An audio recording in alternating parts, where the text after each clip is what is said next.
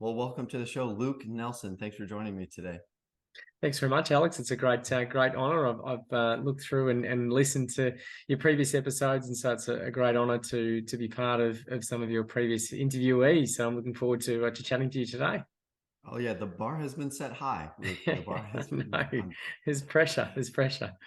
No, I've really enjoyed getting to know a lot of our guests. I knew a lot of them from just organizing classes or just coming across their work, and that brings me to you as well because our paths connected a few years ago when we were organizing a soft tissue class out in Sydney, and your name popped up as someone um, to get in touch with as you have influence in Australia. And I'm like, I know no one in Australia.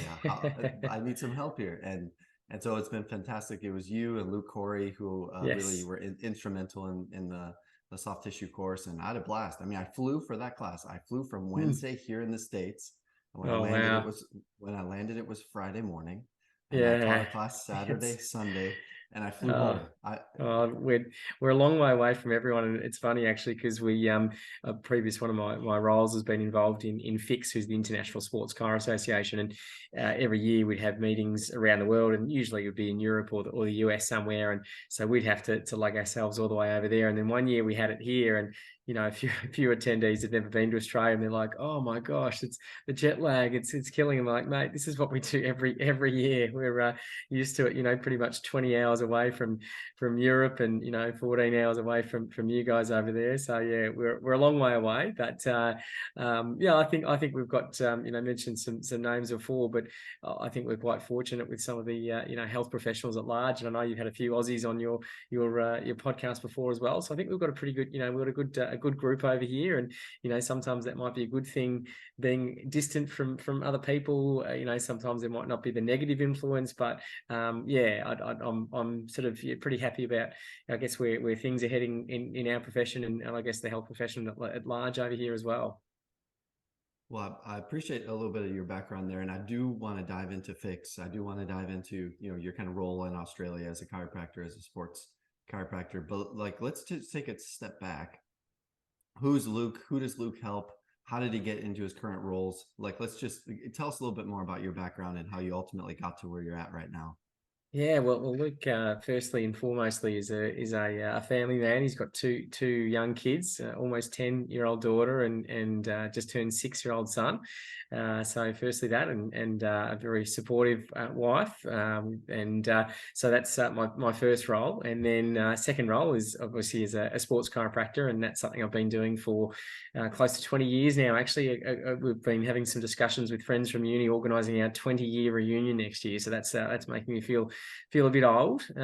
So been in this game for a little while now, and yeah, so have been fortunate enough to be enrolled in a few clinics in that time, and then there's also my, I guess, outside of clinic stuff with the different organisations as well over the time with FIX we mentioned before, Sports Chiropractic Australia, then also Sports Medicine Australia. So there's a few things that's happened there, and it's been an interesting journey, and some changes along the way, especially in the last 3 years with pivoting where I'm currently working at the moment. But yeah, it's been a great ride so far. Brilliant. Well, tell me a little bit more about fix. A lot of people look into being a sports chiropractor. In fact, that's almost becoming its own subgroup when people describe, what do you do? I've heard countless people say, "Oh, I'm a sports chiropractor." So Yeah. because we do have a healthy mixture of clinicians, sport coaches, and then just people that know me and my family that listen in, and friends, whatnot. So what would you say a sports chiropractor does, or how do you get trained in specific sports chiropractic Yeah, area? so sports chiropractors, I guess, have almost an understanding of the demands that placed on an athlete, and then the I guess the unique situation there of sometimes the high pressure situation of being involved in sports, and that people want to get back to what they're doing, what they love doing. So firstly, there's returning to injury, and then there's also the performance enhancement side of things as well too. So it's I mean, I guess my practice is a good big combination of anywhere from your weekend warriors to, you know, your elite international athletes as well. And it's a great mix, and I enjoy working with that wide spectrum.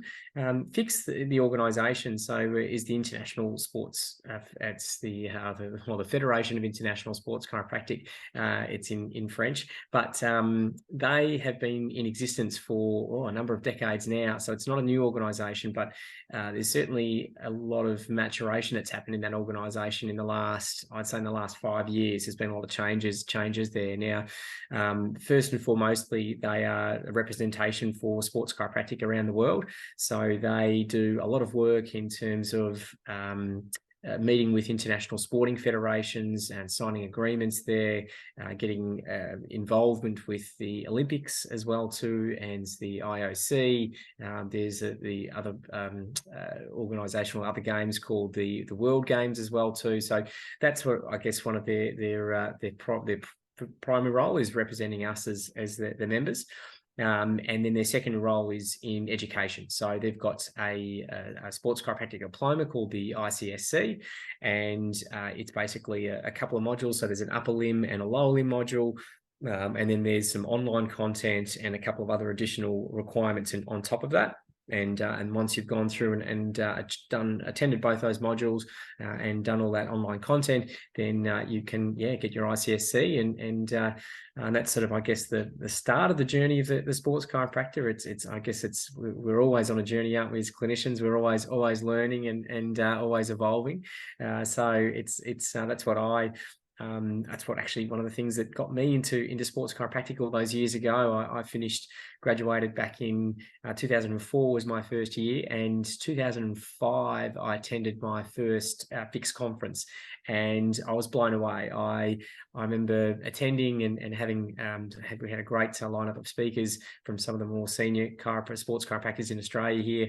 And I was just blown away by the amount of content, the information. And I've always had, I guess, a bit of a thirst for knowledge. I've, wanted to learn, and so when I got exposed to all this new stuff, it was just opened my eyes into a whole new world. And that sort of set about my journey in terms of sports chiropractic. So I got my ICSC, and then I went on to the next step of that and did my postgrad diploma in sports chiropractic. I did that through a university over here in Australia. And then I went on again from that and did my Masters of Sports Science as well through that same university. So that was sort of my formal qualifications for sports chiropractic. And then since then, I've invested heavily in myself in terms of a lot of CPD, and probably early on in my career probably did too much, I think, and because I found that, by attending all these, and just, almost weekend after weekend, it just didn't give a chance to sort of reflect and implement some of the stuff that I was learning. So I've sometimes advised, younger clinicians and students that, it's great to attend stuff, but just you've got to make sure that you're implementing it as well. Otherwise, you've just got just a bookshelf full of seminar notes that you never look back on. So I'm a big one, a firm believer of investing in myself. So I love reading, and my wife always jokes that we're going down to the beach, and she'll take a novel down there, and I'll be taking research articles or reading journals and that sort of stuff. So I'm a bit of a nerd in that regard, but it is, I love the learning part of our profession, and bettering myself as well too. So going on from fix onto sort of, I guess, my own involvement there, but and then I guess, with Fix, I've been lucky enough to serve in a few roles over there. I was served as the finance chair there, and then also now part of the Education Commission as well too. So a few been involved with the organisation of that, and met some fantastic people from all around the world, which has been a lot of fun. Well, brilliant. I think there's a couple of gems to unpack from what you just left for us right there. Well, one of them is, I think we do have this propensity to want to continue to learn, but knowledge without the application of it is potentially, maybe not entirely useless, but it's squandering the chance to really let information settle, process it, and then implement it and find out what works, what doesn't work, what might need to be modified. And we Yep. see this all the time with some of the students that enter into our classes, some of the chiropractic and physical therapy students. Mm. Someone once even referred to it as like an overflowing cup, right? They Yeah. just have so much information, and they're just taking in more. They're just taking in more. Yeah. They're just taking in more, and they're not processing, or they're not withholding any of the information. And you Mm. can tell because they have a look on their face like, I know I need to know this, and I I just know. can't. I just can't. I can't contribute any more brain cells towards It's this topic right now. Yeah, and it is funny, speaking to students, and I often laugh because you find yourself, you get through your studies in university, and then you're attending postgraduate courses that you're paying to learn some of the stuff you learnt back at uni. I always thought, oh, it'd be cool to go back into do anatomy again, and go into the wet labs, which is where we did dissection and that sort of stuff. So we did dissection through university, and I was thinking, oh, it'd be cool to do that again. And again, yeah, you're paying for stuff that you're just like, oh, I just got to get through this at university, and just want to pass the exam. You don't really realize how that stuff's going to be implemented. But yeah, I'm always wary when we're presenting, presenting to students that, you're giving us all this information, but yeah, there's only so much, I guess, capacity that they can take in.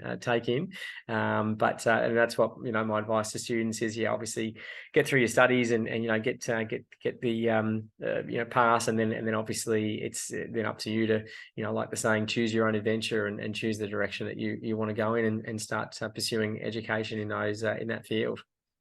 So regarding education, because you have you're educating the public, and well, let me back up. You have educating of professionals, like Mm. those that want to become sports chiropractors, and then I would imagine you do educating of your patients and Yep. whatnot. So where would you say your ideal patient, or subpopulation or athlete, what area, what even sport or event would you say is like your bread house, your what am I saying? Like your wheelhouse, your like your that's where Luke comes alive when this type of patient walks in the door. Well, it's a pretty easy one, and those that know me will say running.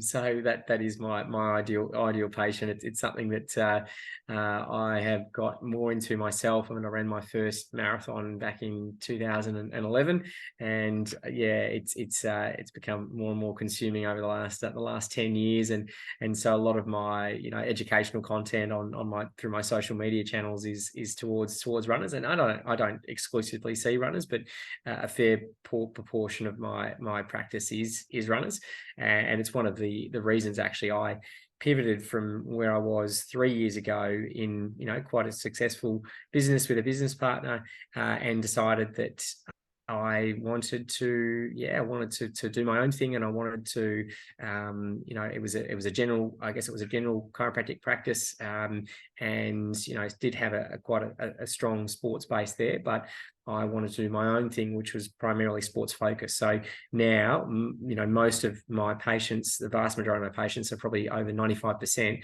would be doing some sort of sport. So, but as I said before, it could be weekend warriors and people just going to the gym, but that's who I enjoy working with. And then there's that population of the runner, and yeah, it's you always got to watch the consult time when we start talking about running shoes and running races and all that sort of stuff, so it can get me started.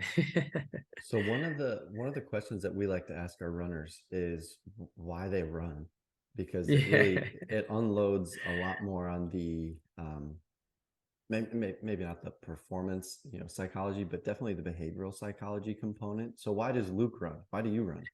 I think it's I've sort of had been asked that question before, and I think it comes to a couple of things. I think it's part of the pursuit of bettering yourself, and you mentioned before, I have invested heavily in myself in terms of progressing my knowledge and education, and I think it's something that I enjoy.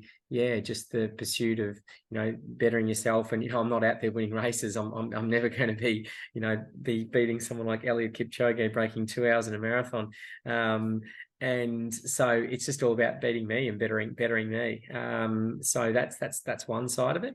And the other side, I guess, is that it's certainly, I mean, I've always been active throughout my younger years and always loved being in sport, and so it's I guess the physical fitness, but then also the mental side of things as well too. And I think when you and it's, I guess, what a lot of people do their chosen sport for, but especially runners, is that there is that mental side of things. It's that the mental release and the mental relief, and whether it be the runner's high as well. There's a physical and mental side of things for me. And what do your when you I'm sure you ask your patients that, why do they run, or Mm. why do they participate in a given activity? Because Mm. what we're really trying to get at is the motivating Yeah. factors behind why someone engages in an activity. So talk to me a little bit about some of your, I don't want to call them tricks, but what are some Mm. ways that you communicate with runners that really build that rapport to show them, I understand you. Like I am one of you, but I Mm. also understand you. Does that make sense?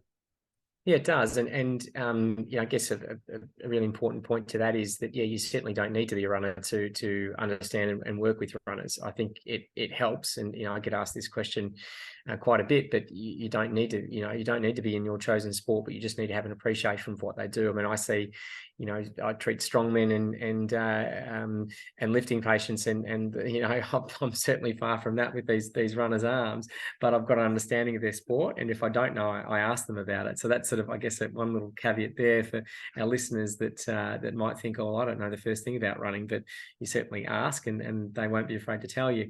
But a couple of things are working with runners. I mean, I did actually, it was last year, I think, for Global Running Day, and I did a poll amongst some of my patients and asked them, I picked, I think, 10 runners, and I asked them why they ran, and pretty much 9 out of 10 of them, the reasons that they did run was for mental relief. There was some that had, it really helped with things like their depression, to help keep that in control. And obviously, it's not the only thing that's not saying that that cures depression, but for them, it played a big role in it. So there's when you're speaking to a runner or managing injured runners, you've got to realize that there's that side of things as well. So it's not just more than just an activity for them.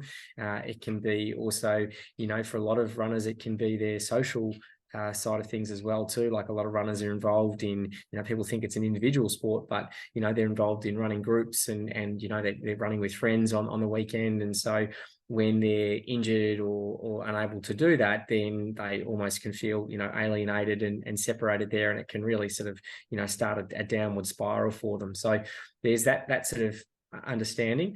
I guess the other thing with working with runners, it is a large proportion of them are type A personality, so very, very driven and numbers, and so it can help to have work with data, objective tests as well too, which I'm a big fan of an objective examination. So testing strength, looking at range of movement, and having measures of those things, so you can say to the runner, look, this is where you are, you're putting out 1.4 times body weight through that calf raise test. This is what we need to get you above 1.5, and so this is what we're going to do, why we're going to do it, and then we're going to be measuring you along the way to make sure that we're seeing progress with that. So instead of having objective data and working with that, also in terms of looking at training loads as well, and sort of educating the runners about training intensities, and not running too hard, because that's a common mistake that we see in runners, is that they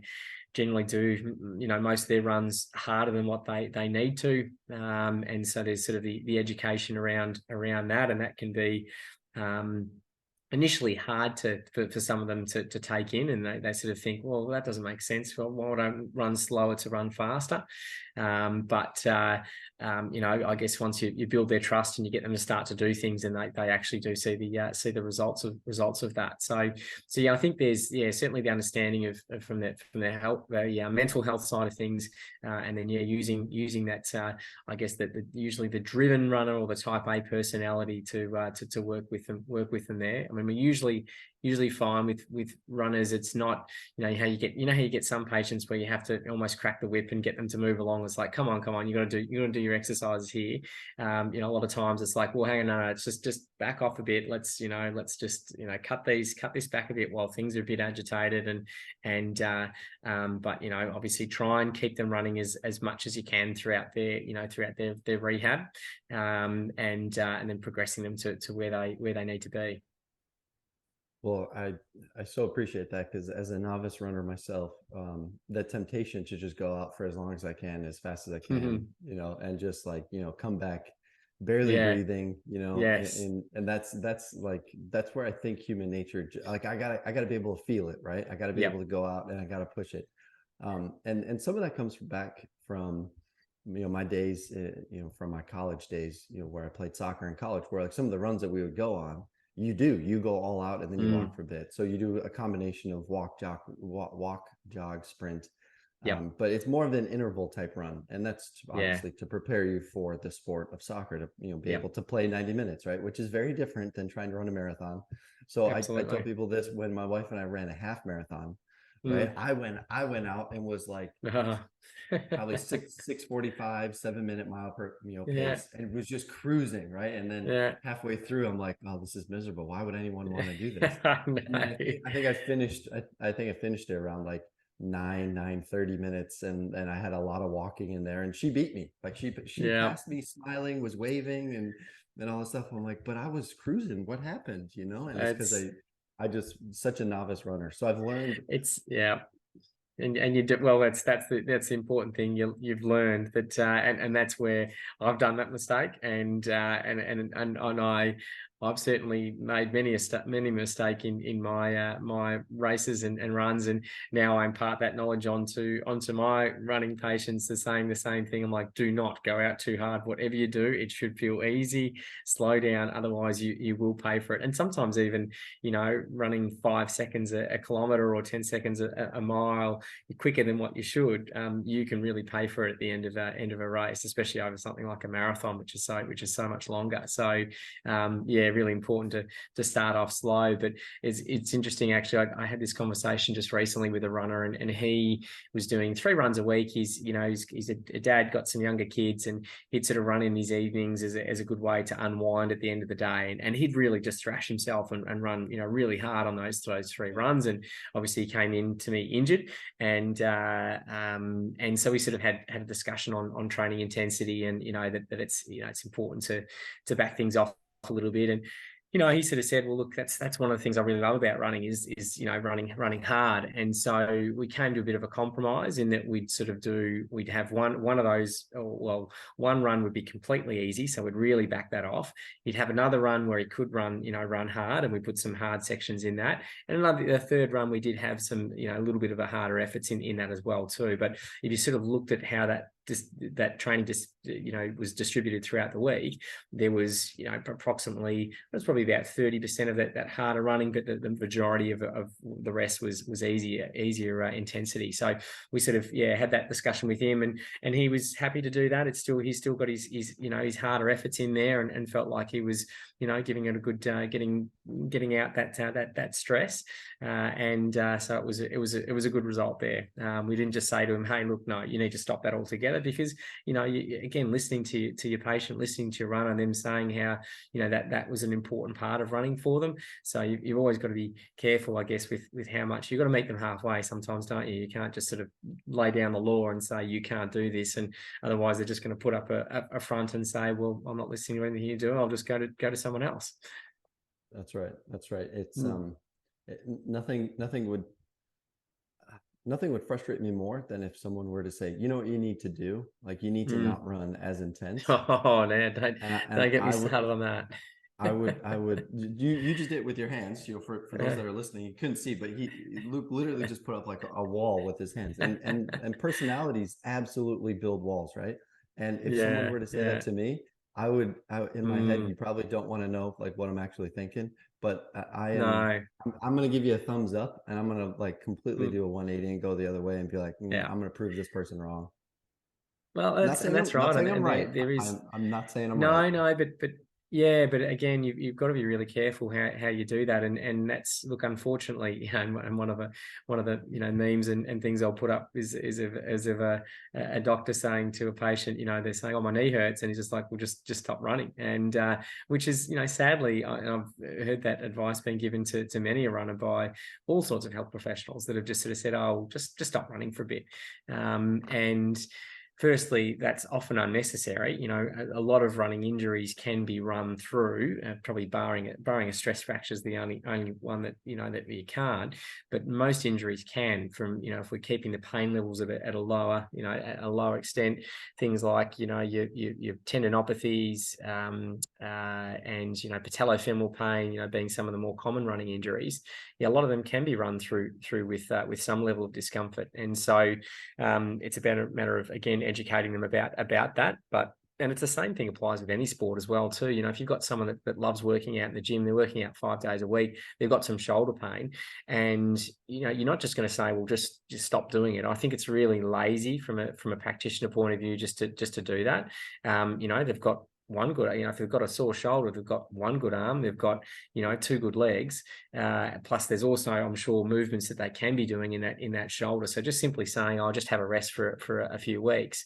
Not only is that, from a mental side of things, again, we're taking that away from the patient, the one thing that, big thing that they enjoy, and that might be their stress outlet.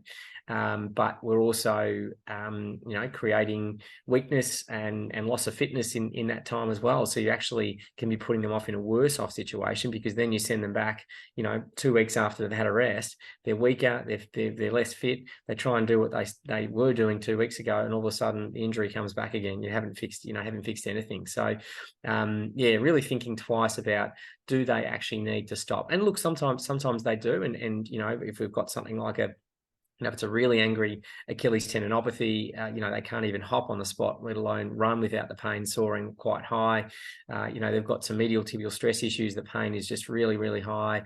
They've torn their calf, and they can't even walk without pain. Well, yeah, there's obviously going to be understanding that, okay, well, we're going to need to not run for a period of time, but instead, this is what we're going to be doing, and lay out a plan there, whether that be cross training, whether that be, we're obviously going to be doing some strength, some rehab as well to get you back to running, but laying out a plan where, this is where we expect you return back to your sport. And obviously that's a prediction, and things can change along the way. But yeah, I think, really explaining to that, if you do need to take them away from running or from their activity, why you're doing it, and just reiterating that you're going to get them back to as quickly as you can. And people are fine with that. So yeah. Well, one of the things and this is kind of a parallel to what you were just saying. One of the things that I try to challenge, might not be the right word, but I just try to position this as like, are you sure this is what you want to do? When I'm talking to students or when I'm teaching courses, where I'm asking people clinical criteria for when you would tell someone, yes, you can go back to running, or you should actually stay not running. And it's kind of shocking what people in the rehab community, and this is kind of the point I'm trying to make, is in the rehab chiropractic community, in the sports chiropractic community, the mantra is, don't let pain be your guide. And then what do we do in clinical practice? As soon as someone tells us that running hurts their knees, we tell them to stop Yeah. doing the thing. Like, but you Yeah. just let pain be the guide. So I like Yeah. the approach that you've got. Sometimes things can be run through. Mm. And I also look at it from the standpoint of, pain doesn't necessarily, it's not necessarily a bad thing, but it also Mm. just tells us, like, we need to be on alert. We need to just monitor it. Yeah. And also keep track of, is it pain and loss of function, or is it Yeah. pain which is, slightly uncomfortable, but you look the same, the quality of movement is the same. We've got some Yeah. objective measures, we got some objective tests that say it's actually like safe. Some of these movements, they might Yeah. present with some pain, but we're not actually that, afraid of pain. We respect pain, but we're not afraid Yeah. of it. That's And right. I so relate to what you were saying there too, because we want them to continue to move.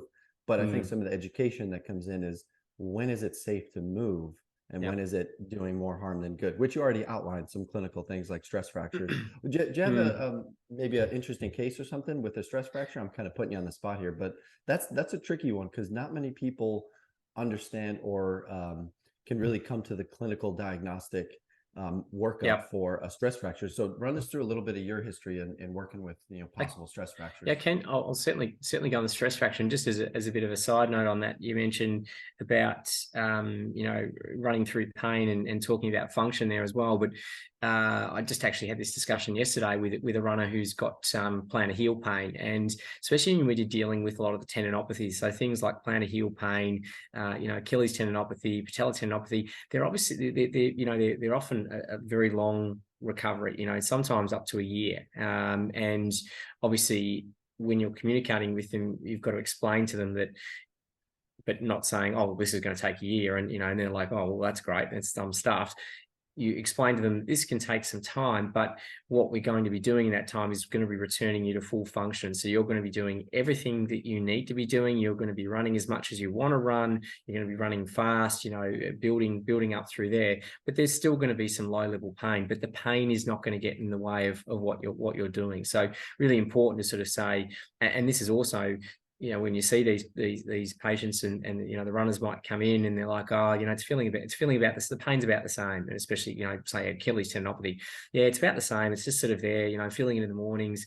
And it's like, okay, well, let's look at where you were 2 months ago when you couldn't even run 2 kilometers. Now you're doing 10 kilometers. Yes, the pain's the same, but your function is improving. And this is where you can sort of, I guess, draw out a bit of a graph where you've got, their pain line down through here and their function going up through here. And you can sort of say, well, see, these two aren't related, that your pain is stable, your function's improving. And that's really important. And that's what we want to be doing. And when you explain that to them, that's reassuring to them. They're like, okay, yeah, well, that's sort of taking it so that they're not too overly focused on that pain, and they're more focused on what they can actually do. So going back on, so I just thought I'd mention that, because that was a discussion I had yesterday with this guy with plantar heel pain. But stress fractures, so yeah, nasty ones. They're ones that you never like to diagnose those. I've just at the moment, actually, just today, actually had a runner who just got her first run in after 6 weeks of a metatarsal stress fracture. And this is it was this again, this runner was running for her was a big part of her mental relief and her stress relief. And unfortunately, in a period of that 6 weeks, she'd had her father die and her dog die within 2 days. And this poor lady did not have running for that outlet. So it was a really, really challenging time for her. And thankfully, she's just got her first run done today and no pain. And so we've sort of laid out a plan of progression on from that. So, but certainly, the things to watch for stress fractures are very specific pain in an area. And night pain is sort of a big clue as well. So because bone sort of is active at night time, that can be a good hint that something not right is going there. But also tends to be pain that tends to get worse with activity, so it doesn't tend to warm up. So things like a lot of your tendinopathies or patellofemoral pain, they can often warm up and feel better with activity. Stress fractures and bone stress injuries won't do that. And I make that delineation because there actually is a difference between, a bone stress injury and a stress fracture. So a stress fracture is actually where you've had, cortical disruption in through the bone there. That takes longer healing. Bone stress injury is just where there's, edema within the bone. So there's some bleeding in there, but it hasn't gone to the full extent of a stress fracture. So there's quite a sort of spectrum of what we call bone stress injuries. And obviously the better ones, the ones you want to pick up earlier, are the bone marrow edema. If you can get to those early, then they're a lot easier to manage. So you've got to be sort of mindful, I guess, of some of the we call there's high risk and there's low risk stress fractures. So the high risk ones, the ones that we don't like to see, are things like in the femoral neck. There's one, and females are a bit more prone to those developing. So you've always got to sort of get the brain ticking over. If you've got a female runner or female athlete that's complaining of thigh pain, and anterior thigh pain there, pain at night that's getting worse with activity, you've got to start to think along those lines of ruling that out. The other high risk stress fractures you've got around the anterior tibia. So you've got the anterior tibia is because it bows in that direction, it doesn't tend to heal very well. So those ones you've got to be careful of. Whereas the medial tibial stress fractures are a lower risk. And then the other high risk ones you've got down and through the to the foot there, you've got the navicular, and that just has because of its blood supply through there, that can be quite a tricky one, and it can be non-union issues, so you've got to be really careful. So those will sort of describe, oh yeah, the pain is around the navicular, so you've always got to be really sort of mindful and thinking along those lines if that's what's happening through there. And then the lower risk stress fractures I mentioned before, around through the inside of the tibia, and then you've got the metatarsals. Metatarsals as well, probably some of the more common sites that you'll see, and that's probably the most common stress fracture that I'll see in runners is a metatarsal one. So thankfully they are lower risk, and they can you can actually, and this sort of bucks a bit of a rule, but if you've got someone with a stress fracture, a runner with a stress fracture, it's a low risk stress fracture, and they've got an important event coming up, you can potentially have them run with that. But I would certainly involve a sports doctor or involve a team around them just to talk about some of the consequences of doing that, that it can go into a full-blown fracture, and that's only very rare circumstances that they've got something really important coming up, but that's not going to happen very often. So yeah, there's some of the things that you want to look at. So some of those sites that I mentioned, if they're getting particular pain in through there.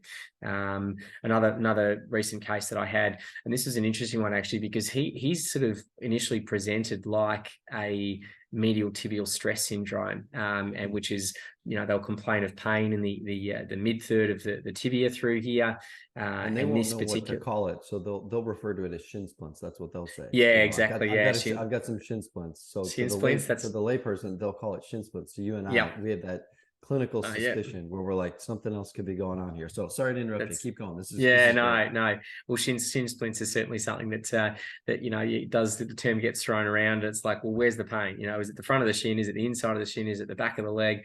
Could be a number of things around through there. But this particular player, he was playing a combination of basketball and also Australian rules football, and he started having this pain, which initially was warming up. So we're sort of thinking, all right, this is looking like a medial tibial stress. We sort of changed his loads a little bit. It was responding okay.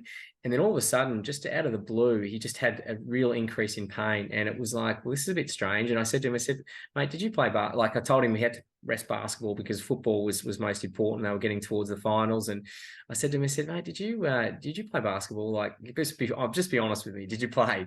And he's like, no, I really didn't do anything. I was working a lot yesterday. I was on my feet a lot. I'm like, oh, this is a bit weird. All right, we're going to go through and get imaging. And we got imaging, and there was a stress fracture. So it was a really weird one that wasn't that obvious, but because it didn't respond like I would expect something like a medial tibial stress to respond, it sort of set my alarm bells off there. And yeah, it was a stress fracture, but it was a good case actually. We were able to for him, we had him off feet for off feet for a week. And then it was basically monitoring, adjusting the symptoms. So pain was gone after a week. So we had him actively moving around there, had him starting to do some resistance training, strength training. And then the team qualified for the finals. We were still missed the first couple of finals because again he wasn't quite right. We had him doing some training but not a lot of running. The team made the grand final, and we sort of made the call to take the risk because he was a good player, and we took the risk to actually put this guy in, and the game actually it was so close, it was all drawn at the end of full time, and so it went to extra time. This guy had a pretty ordinary sort of game, and I'm just like, everyone's like, oh, this was a bad decision to have put this guy in, but then in extra time he kicked I think 2 or 3 goals and was the match winning difference and they won the grand final. So it was a fairy tale finish, but it was an interesting one with how he managed that, and it probably wasn't the typical one that you'd ideally want to be having them training leading up to, but this is the thing with working in sports. You've sometimes got these rules that you like to abide by, but sometimes they get thrown out the window, and you've got to be like, well, they've got to play. Like, we've got to find ways of making it work, and this is obviously informed consent and talking with them and getting other people involved, whether that be sports doctors as well. And we had we had a sports doctor involved in this, and he's like, yep, let's go for it. You're not gonna snap it. It was an interesting case, that one as well. Well, I think that the patient, the athlete, probably felt really empowered and confident. Like this, it's not just one person telling me to go play. There's a committee or there's a group of people that are, taking careful consideration for, my leg and whatnot. So I think that really does give a lot of empowerment and confidence to go back into the sport. So yeah, I think it was really wise of you to kind of have multiple people give insight clinically. I want to just go back to one thing you said, which was you said it just wasn't responding like you would have expected. So for the younger clinicians that are listening, how does one develop that sneaky or that clinical, almost, it's not cynical. I'm not saying that we need to be cynical when it comes to these things, but having that clinical suspicion that this is not responding the way that a normal stress, a normal, tendinopathy might. Like, how could you, I think you know what I'm trying to get at. How do you convey what you had going on up here? How do you convey that clinical suspicion? Look, I think, and sadly, it comes down to reps in the reps under the belt and experience. Sure. I think that you can fast track that in some ways, but ultimately it comes from seeing those patients making mistakes, missing things, and you're like, I'm never gonna miss that again. And so there's an element of that. I think that for students, obviously, hearing from more experienced clinicians and through their mistakes, that can be and their pearls of wisdom. That's one thing. I'm a big fan of, when I was a student, I did a lot of observations of chiropractors, and then even when I finished uni, I was still observing chiropractors, but also observing other health professionals as well. So sports doctors, orthopedic surgeons, physical therapists as well. And I learned a lot. I learned a lot through that. I learned a lot from communication side of things as well, and also case management. So I'm a big fan of, for the students out there and the listeners, get out there and observe as many health professionals as you can, not just chiropractors, but get out there and observe as many people as you can, and that will really fast track your development as a clinician. And so I would imagine you just reached out to people and wanted to shadow them, observe them. That does mean putting yourself out there, because someone could say no, and I think that's some people. I never did have I never had anyone say no to me, but I know that I've had students in the past before, and I don't say no to students but I have had students in the past that have had they've asked others and they've said no. So I don't know whether they've got something, feel like they've got something to hide, like some secret formula that they don't want anyone else knowing. I don't know their reasons for not allowing them, but I've had a lot of people that have been very generous with their time with me over the years, and so I'm more than willing to give back to the students these days as well.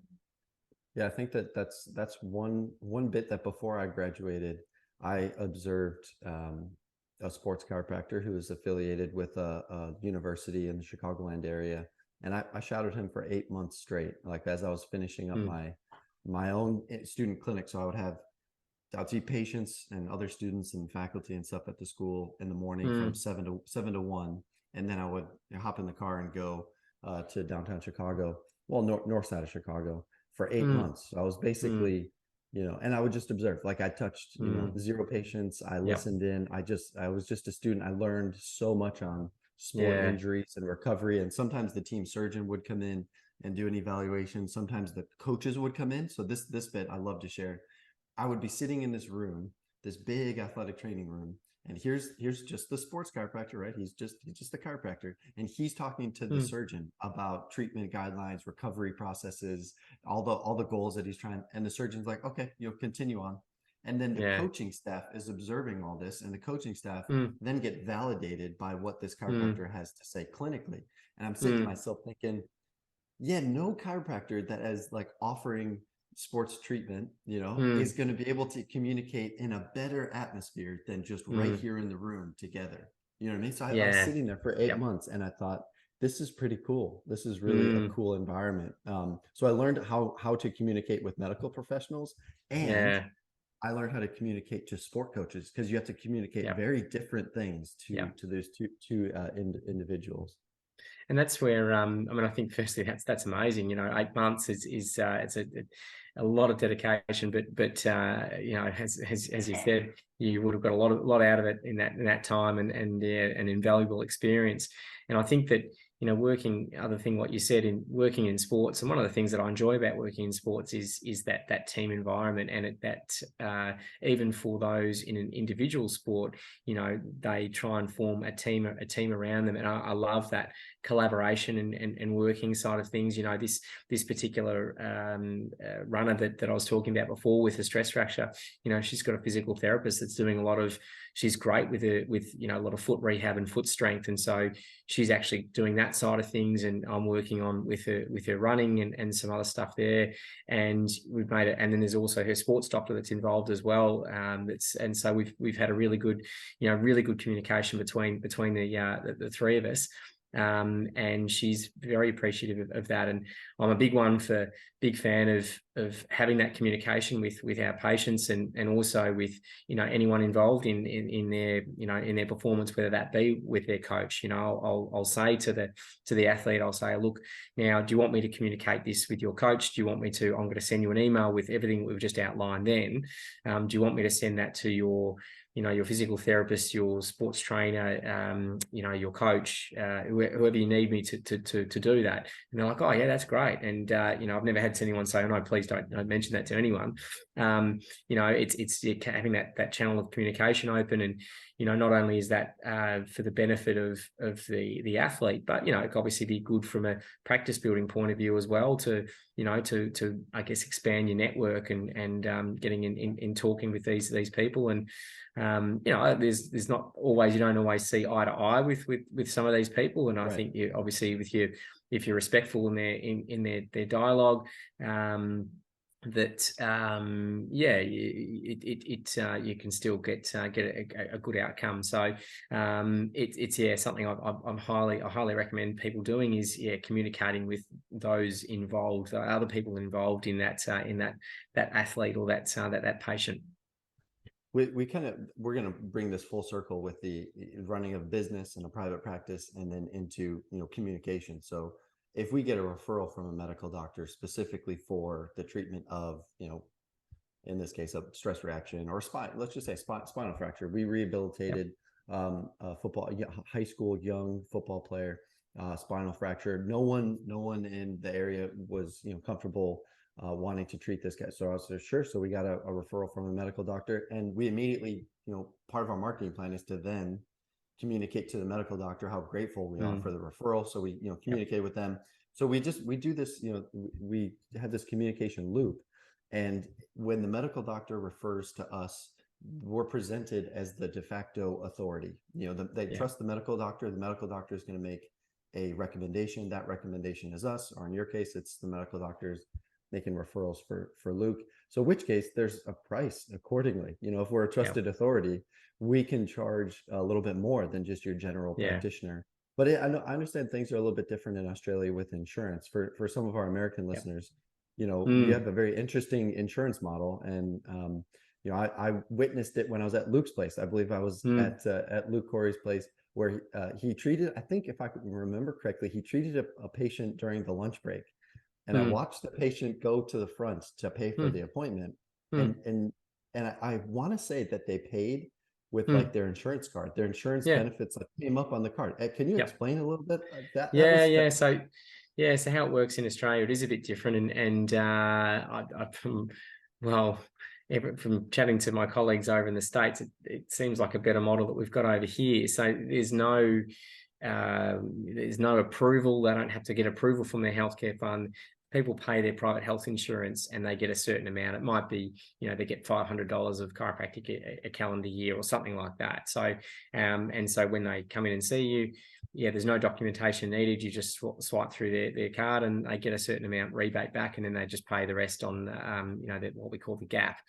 Some health funds will cover the entire thing, but most of them will have, a copay if you like, of what you've got to then pay at the after that. So, a number of our patients have private healthcare, and so it is quite common over here to do that. But essentially, we're cash based. We don't have to. There are third-party payers over here. There's like a work cover type system, and there's also like a traffic accident commission. So those involved in motor vehicle accidents. So those sort of things, you do go under a case manager for that, and then you've got to be, justify your treatment and explain what you're going to be doing. But when it comes to the private health funds here, you don't have to do any of that. So I was actually chatting to a friend of mine just the other week, and she's just recently sold her practice over in the States and moved into sort of a private facility working with athletes, and she's like, the first thing she's like, you don't no more insurance, that you didn't have to go through all the hassle of all that. So I certainly don't envy you over there what some of the stuff, that the hoops that they make you jump through. Well, I probably should know this, but is Australia like state sponsored health insurance, or is it privatized? It is privatized, yeah. But Okay. but there is some government contribution though as well too. So but we do have. I mean, we do have. You got some different options. Yeah, that's right. Like there is an option here. We've got so our I guess healthcare system that everyone gets access to is called Medicare. So it's different to your Medicare over there, because I think that's a private model over there, isn't it? Medicare or Mediaid, or it is federalized, but it's typically for a certain age group. Once you hit a certain age, then you can be a part of it. There's Medicare and Medicaid typically for the underserved or the lower income. But go on. This is fascinating to me. Yeah, so we've got there is a we've had this for a few years now, but there is what's called a chronic disease management plan, which basically, if it's instituted by a general practitioner, they get 5 visits covered, or they get contribution from Medicare. So that's anyone. So they get those 5 visits covered there if they've got that referral from their GP. So we have some patients with that. Then there is some documentation there. You have to send a letter, obviously, to the GP saying what you're doing, and on the first visit, and then on the 5th visit as well too. So, but it's probably not a big portion of what I the patient base that I deal with. Most of the patients that I see come directly to me, so they haven't been, they don't have to go through a GP or anyone to be referred to us. Same as you guys over there. We're primary contact practitioners, so they can come off the street and come straight into our office. Yeah, and when I saw the patient hand, so Luke said, can I have your insurance card? And she handed him like a debit card, it looked like, or a credit card. That got me curious. I'm, wait a minute here. I thought there had to be 2. Like, here's your insurance, like we have in the States. Here's your insurance card. Yeah. Here's to pay it, and it was one card. Yeah. And I thought that's a brilliant way to get rid of third parties that are involved in the verification and the there's so many companies right now here in the States that have their hand in the cookie jar that you have to. For example, we have one section that we have one website that we could pay for, to just verify insurance benefits and coverage, just to verify what it is. Yeah, wow. It's like, holy cow. And then we have another one to process the claim. It's like every step in the way, someone has a little snatch at the payment, which is why so many people are going cash. Yeah, and that's the thing. Like, I got, just I listen to a lot of podcasts as well, including your own, and just hearing some of the US health professionals over there talking about the insurance and going cash based. It's I certainly, I feel lucky that our system that we've got over here, and comfortable with what we do, and we can set our own prices if you want. And that was, again, like you mentioned before, it's a bit of a premium service, and I spend a bit longer with patients, so I can charge accordingly for that.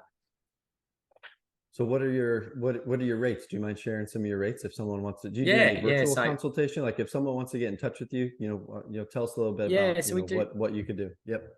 Yeah, so usually initial consultation is 200 Australian dollars, and that's something we're going to put that up actually from January, because I haven't had a price increase for the last few years with everything with COVID. And then our half an hour, so sort of an extended consult, that's 100, and it'll be up to 110. And then we've got sort of shorter consults as well sometimes, so that's usually 75 for that. So most of it, run a mix of obviously the initial that goes for an hour. I have done a lot more over the last couple of years of telehealth, and it's been interesting to see people from all over the world, from South America to throughout Europe, the US, and so that's been really cool, and mainly runners that I've been seeing there that sort of reach out through social media. So that's been really good, and actually sort of seen a lot of value in doing that, and you can achieve a lot through telehealth.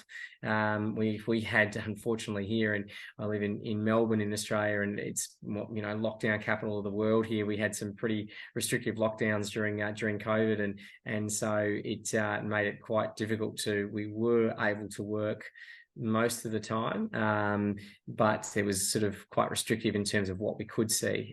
So yeah, telehealth is still something that I do. I mean, I do prefer, I like interacting with people, and that's sort of, I guess, where I get my energy from in seeing people. So it's still my preferred model to do things. And there's a limitation. Obviously, you can't feel or touch anything, and palpate, and certainly some of the technology that I've got access to in clinic as well, we can't be doing that, but there's still a lot that can be achieved. And sometimes I've worked in conjunction with local providers. It's like, well, okay, this is what you actually need. You need to go and see this person to get this done, but in the meantime, here's what you're going to be doing in terms of your rehab. We need to be working and strengthening on this, and this is what we're going to do with your running. And so again, sort of using the team that they might already have, or forming a team around them, that's someone that can provide sort of local help. But and it's sort of been interesting actually to sort of learn about, again, through doing that, some of the different health models around the world. I mean, I had a runner in South America. He was in Argentina, and he's had chronic compartment syndrome, and had seen all these people about it. And I'm like, look, we work with him over a period of time. I said to him at the start, I said, look, it was a posterior compartment syndrome, and they can be a bit mixed in terms of some of the results you see with them. Some you can have good change, and others it doesn't. It needs to have the surgery. And I sort of said that from the start, and we worked with him, and we got some improvement there. And it got to the point where it's like, okay, it was still getting him once he got to a certain threshold. And that's what we sort of said, like, well, okay, we're going to have to, either go along as we are, if you're comfortable with that, or we look at, options of surgery. And he's like, well, look at options, and actually getting access to, firstly, no one in his country would do the compartment testing. So, which is basically they insert a needle into the leg, and, have them exercising and measure the compartment there, but no one would do that. And then even the surgeons were like, well, I'm not so sure that it's that, and we can't confirm it because we can't do compartment testing, so we're not really comfortable with operating on it. And I'm like, oh my gosh, this is, this. And so this guy's like, oh, so we sort of just, that was this year, that was 2022. Yeah. 2021. It's So again, it's just like, well, it makes you realize how fortunate we are. I mean, even I know over in the States, I mean, some of the costs for imaging can be quite expensive. I mean, I've heard others say that MRIs can sometimes cost $1,000 to $2,000, whether that's US there, if they're not have it covered by insurance. Here it's relatively cheap. We pay $330 Australian for an MRI. So it's relatively cheap. Yeah. So I know I remember seeing in a forum, someone jokingly said, "Oh, I've been told it's going to cost me this much. I might as well just fly to Australia, get the MRI, and then I'll still be ahead, and get a trip to Australia and just to get my MRI and save me a couple of grand." That worked out net even with the flights in there. So yeah, so there's certainly we are fairly fortunate with our healthcare system in Australia. Well, I so appreciate what you're mentioning about virtual, because I switched over to virtual to help people as well. And I got a Mm, lot of, kind of looks or weird, especially amongst people that they might have the view of what a chiropractor can do, in yeah, a very limited, scope in their mind about, yeah, what we can do and what we can't do. And so why, like yeah, if they view us just as people that adjust spines, then mm, how could we do anything virtually? So I actually yeah, enjoyed virtual. I'm like yeah, you. I viewed it as a little bit of a challenge, a little bit of a game. mm, Not their mm, health. I didn't view their health as a game, but I viewed mm, how I could help them as a game. yeah, So it yeah, became like, what can you do? What could I mm, do to help along the way?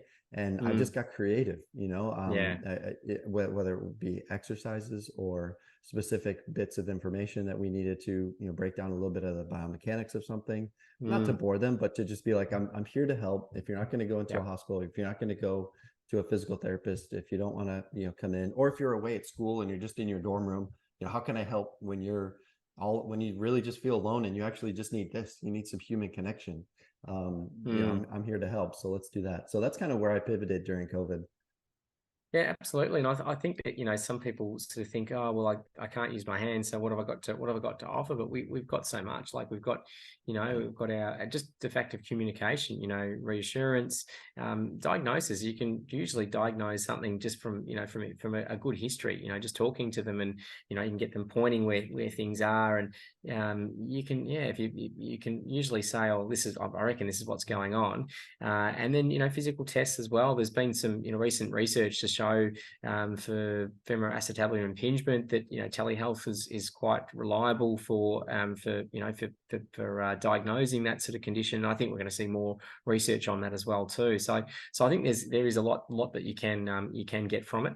And yeah, I'll continue to do that because it's something I'm comfortable with doing now, and also it allows you to, yeah, I guess, reach and help people in other areas that wouldn't be otherwise able to get to. So I think that's been sort of an exciting thing about one of the good things that's come out of COVID in the last few years. Yeah. I think that someone once said that the world will benefit from people that are happy. Obviously, happiness comes in Mm, the form of, gratitude, and I would even say joy. That, and the people that are mm, contributing positively in the world, they exhibit joy. They have this like happiness in a sense of like Aristotle's happiness is that it's the highest virtue, that man can achieve. And the mm, exact opposite I think is also true. Unhappy people make the world a worse place.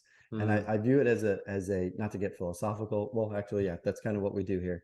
Um, mm, it's more meaningful work. It's very fulfilling work when you are, you and me and others like us that view it as a challenge, but also as an opportunity to serve. Because ultimately, that's why we went into healthcare, right? Is to yeah, help and to yeah, serve. So mm, if we can be a beacon of light in a very dark, a very dark world, which is healthcare, mm, I feel called. I feel like that's my calling, to be absolutely. that person, to be, to be someone's brightest 45 minutes of their day, or to be a part of, the 45 minutes. Mm, That's no small feat, because you don't know what's going on in someone's life or someone's world. But no, no. to be a bright spot, I think is what we're called to do. And it sounds like you're doing it as well. Obviously, Mm. the folks in Australia, they have voted, they have let their voice be heard about Luke Nelson, amazing chiropractor, incredible businessman, and they've just named you. So congratulations! Back in October, you Yes, announced as Australian Chiropractor of the Year. So I wanted to give you a thanks. shout out there. Kudos. That's not why I wanted you to have on the show or on the episode today. We had been communicating for a little bit before then, Yeah. but seriously, Mm. congratulations. Huge Thanks, mate. achievement. What was it like to get notified that you were named Chiropractor of the Year? Well, I wasn't notified. I was there. I actually thought the conference organizer invited me up and said, "Oh, can you get there for the conference?" I'm like, "Oh, look, I've got to work actually that Saturday." And she's like, "Oh, just come up for the dinner on the Sunday." And I'm like, "All right, okay." And so I thought I might have been getting, because I've just recently finished my term as sports president of the or chair of the sports chiro group. I did my Okay. 4 years of that and passed the baton on to onto someone else. And so I thought it might have just been, some recognition for that. So I'm like, okay, well, look, I'll go up there and catch up with everyone and see everyone anyway. So I had a bit of fun. And then, yeah, it was very early in the night. They said, all right, we're going to do the award. Now, this person's done a tremendous amount for, the sports car. I'm like, oh, no, no, they've got me. And so yeah, I thankfully I'd sort of thought about, you know, some of the people that I wanted to thank if it was, you know, if it was the Sports Car Award. But when they announced that, it was like, oh my gosh, now there's so many more people I want to thank. And I got up there and put me on the spot, and I actually was, I look back on it, and I did thank all the people that I wanted to, thankfully. So I didn't leave anyone off, but they did put me on the spot, so it was a surprise. So, but it was a great honor. There was obviously a number of past award winners that were in the room, and yeah, sort of to be considered amongst that group was very humbling. And you know, one of my mentors, and I think you've probably met before, but Pete Garbutt, who's a previous award winner himself, but he's given me a lot of help and guidance over the years. And so yes, to be in Pete's ranks was quite an honor to me. So it was very special. And certainly we don't do these things for the awards, but you know, getting recognition along the way for the sacrifices that we make, and we make plenty of those. It was great. Yeah, it was really good. Well, again, congratulations. I'll wrap up here today because your Christmas lights have gone off. For those of you watching at home, the lights have gone off behind you. I think it's a little past 11 p.m. for you. Yeah, it is. It's shortly after 7 a.m. here in Southeast Tennessee for me. So we'll call it here. Luke, thank you so much for coming on. Thanks, mate. We've got so much more that we'll probably unpack at a later date, but awesome. Seriously, I can't thank you for coming on, and thanks for staying up late. Let your family know we said thanks again. Okay. No, my pleasure, mate. It's great to chat to you, and yeah, now I'll see if I can switch my brain off after being, you know, revved up and excited about our talk. Now I've got to try and get myself to sleep. So thanks, and mate.